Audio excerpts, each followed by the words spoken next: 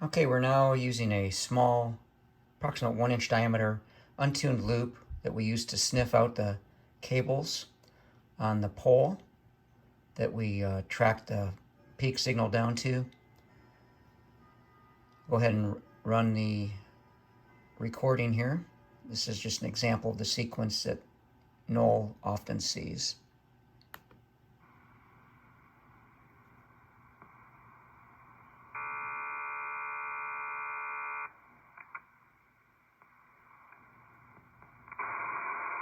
And you can see this is exactly what Noel reported. He was reporting interference from 3750 to 5200 kilohertz. And this here is the 80 meter band, top the 80 meter band here, up to 4 megahertz.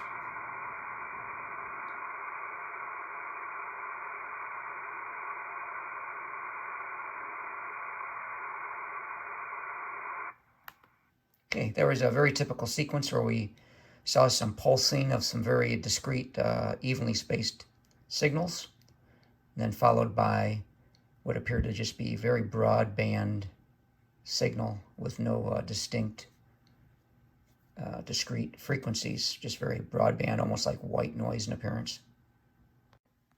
Now I'm going to replay that same sequence, but now we've zoomed in, and we're looking at 3.8 megahertz or 3800 kilohertz up to 4 megahertz or 4000 kilohertz.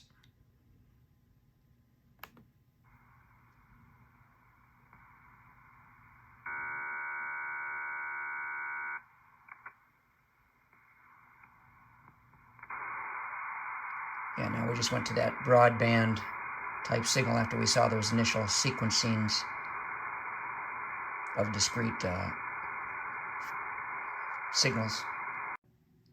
This next recording, Noel and I are standing in his neighbor's backyard, but very close to Noel's backyard property line, standing about 90 feet from the pole where we track down the peak signal, and we're actually a little closer to the data line. We believe it's a AT&T, formerly Ameritech line, that just runs across the back property lines from house to house.